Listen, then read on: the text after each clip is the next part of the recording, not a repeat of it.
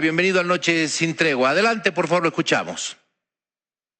Gracias, Jorge. Buenas noches. En realidad aún seguimos indignados, no solamente por el caso del Plan 3000, sino por otros dos casos que se suscitaron en las últimas horas, Caranavi y Warnes, 3 casos de infanticidio.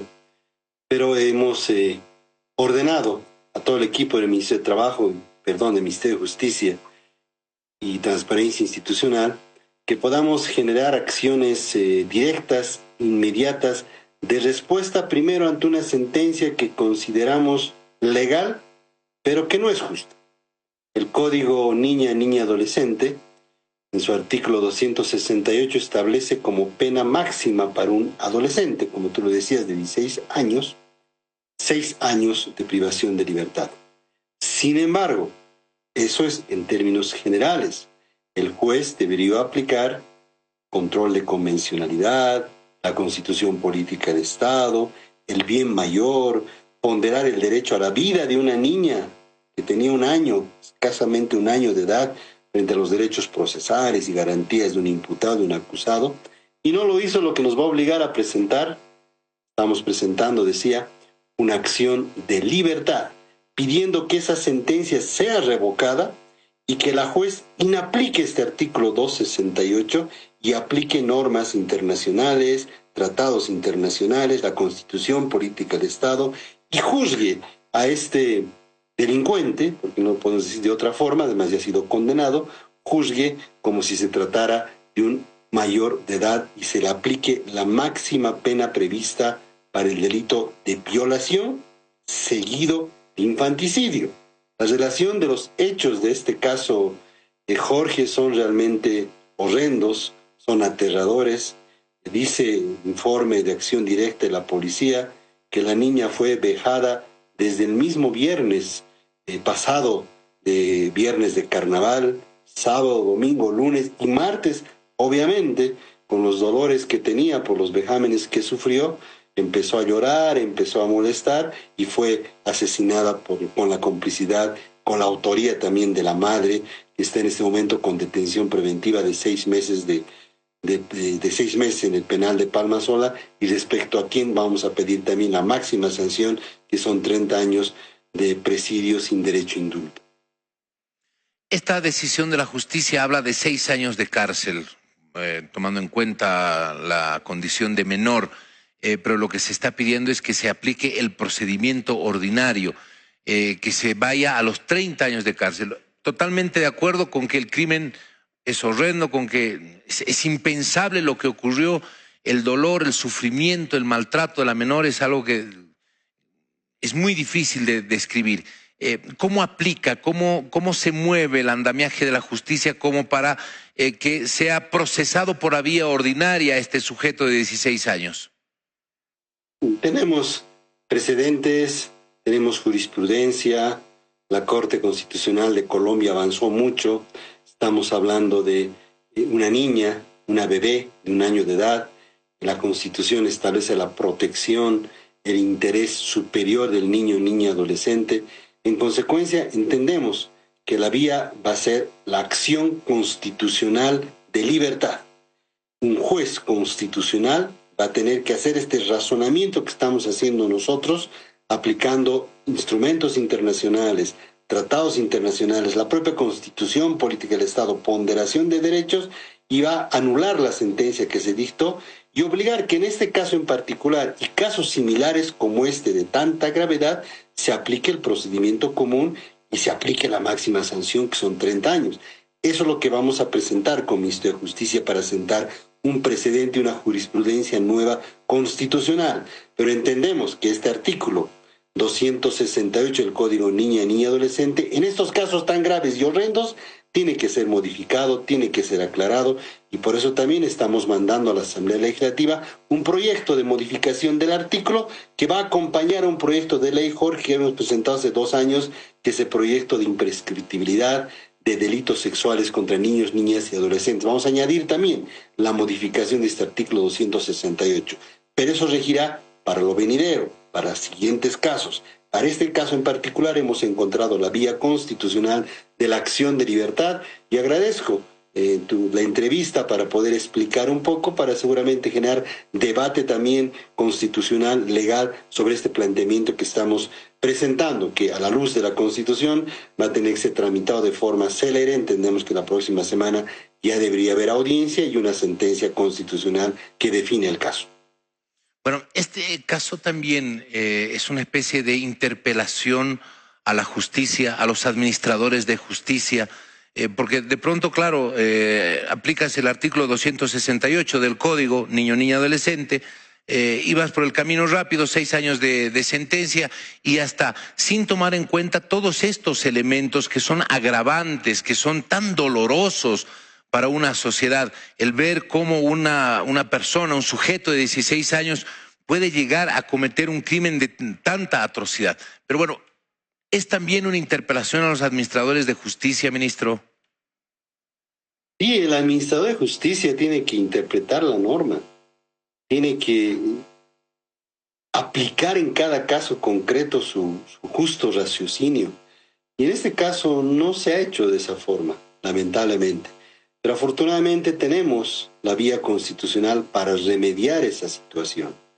No entendemos, o entendemos, mejor dicho, por ahí empezar el análisis, que en casos como un robo, un hurto, delitos contra la propiedad, lesiones incluso leves, hasta graves podría decir yo, por una riña o una pelea, el menor de edad, menor de 18 años, tenga esta protección del artículo 168 del Código Niña, Niña, Adolescente, porque el objetivo es que se readapte a la sociedad rápidamente.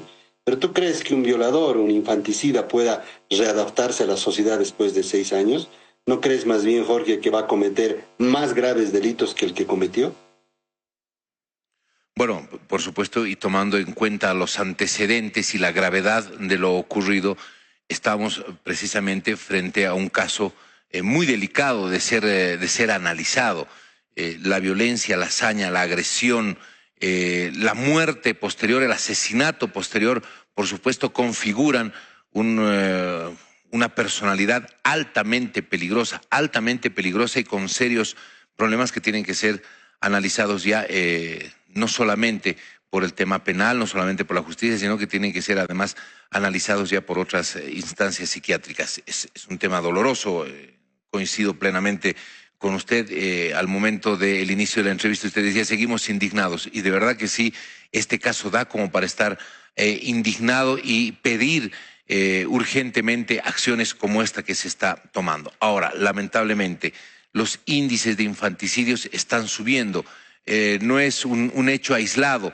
Tenemos un infanticidio en el Plan 3000, tenemos un infanticidio en los Yungas, tenemos un infanticidio en Guarnes. En las anteriores semanas hemos estado hablando de infanticidios. Bueno, ¿qué es lo que está ocurriendo? ¿Qué es lo que está pasando con este asunto? Que no deja de ser uno de los temas pendientes también de ser resueltos dentro de nuestra sociedad. No puede ser que nos describamos como una sociedad con altos índices de feminicidios y ahora empecemos a transitar el doloroso camino de índices elevados también de infanticidios. Y estamos perdiendo los valores. Hay dos formas de recuperar esos valores y hay dos formas de actuar. Una es la prevención, que quizás es la más importante, la educación, la reflexión a los padres, a las madres, a los tíos, tías, abuelos, abuelas. La reflexión a la sociedad en su conjunto de que estamos hablando de bienes superiores como la vida, como la integridad, como la dignidad de las personas y particularmente de niños, niñas y adolescentes. Pero a la vez también es importante con casos como este y como otros que has hecho mención, indignantes, aplicar la máxima rigurosidad de la ley. No podemos estar ante silogismos jurídicos, ante aplicaciones de la letra muerta de la ley, como en el caso de los 6 años, sino tenemos que ir un poco más allá. Para eso un juez ha sido formado, para eso un juez ha estudiado derecho constitucional, derecho convencional, y para eso pues se acude a un juez, para que él razone y diga, este caso no es lo mismo. Incluso te pongo un ejemplo, no es lo mismo que un homicidio en accidente de tránsito. Puede darse el caso que un menor de edad por impericia haya atropellado y lamentablemente haya producido un deceso. No es lo mismo ese caso, que también es grave, un caso de violación seguido de infanticidio, ¿no? Y el juez debe haber razonado en su momento, Pero como te decía, afortunadamente tenemos la acción constitucional, hemos hecho el análisis acá en el equipo jurídico y vamos a presentar el día de mañana esta acción de libertad, que entendemos que el juez constitucional va a razonar de la forma que estamos razonando y va a dictar una resolución que anule esta sentencia y obligue al juez, a cualquier juez que se trate, no solamente al juez de Santa Cruz, a cualquier juez que se trate, a hacer este análisis de ponderación de derechos, hacer este análisis del bien mayor, hacer este análisis de preeminencia y prioridad de los derechos de los niños, niñas y adolescentes. Una de las características que tienen las leyes es su carácter de dinamicidad, ser dinámicas, que se pueden ir cambiando y ajustando de acuerdo a las necesidades de una sociedad, a la evolución de una sociedad. Lamentablemente en la Asamblea Legislativa ahí está el proyecto de imprescriptibilidad, se va a enviar este otro proyecto de modificación del artículo 268, pero esperar que desde la Asamblea Legislativa se aprueben estos instrumentos que son de necesidad social, bueno, a estas alturas parece muy difícil. La Asamblea no está acompañando con la aprobación de leyes. Créditos, hagamos a un lado el tema de los créditos, digamos que ese es un tema más económico, pero hay otros proyectos de ley que están esperando ser aprobados y se va a enviar el proyecto para modificar la 268, pero a la Asamblea Legislativa, ¿en qué grado va a responder, ministro?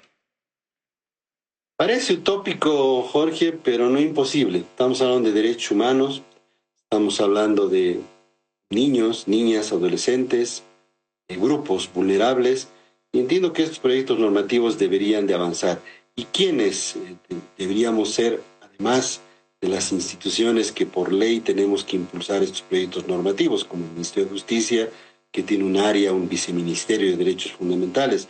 La sociedad en su conjunto, los medios de comunicación, les pido y te pido a ti y a tu programa hacer seguimiento a estos casos, hacer seguimiento a este proyecto de ley, hacer seguimiento en las sesiones que seguramente va a haber en la Comisión de Derechos Humanos, donde se va a tramitar la norma inicialmente, después en la Cámara de Diputados en su pleno, en la Cámara de Senadores.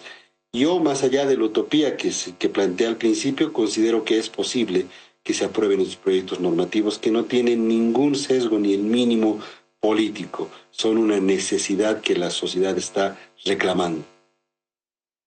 Ojalá que así sea, por supuesto que vamos a estar haciendo el seguimiento correspondiente. Ministro, le agradezco mucho, gracias por haber estado con nosotros, estaremos pendientes no solamente a la presentación del proyecto, reitero, la modificación del artículo 268, sino también, especialmente, todo lo que vaya a ser la tramitación en la Asamblea Legislativa y el procedimiento como tal, la acción de libertad que se va a llevar adelante en Santa Cruz, la decisión del juez, la modificación de esta sentencia inicial de 6 años a una sentencia mayor, a una condena de 30 años de cárcel a este sujeto de 16 años. Estaremos atentos a todo aquello. Ministro, gracias.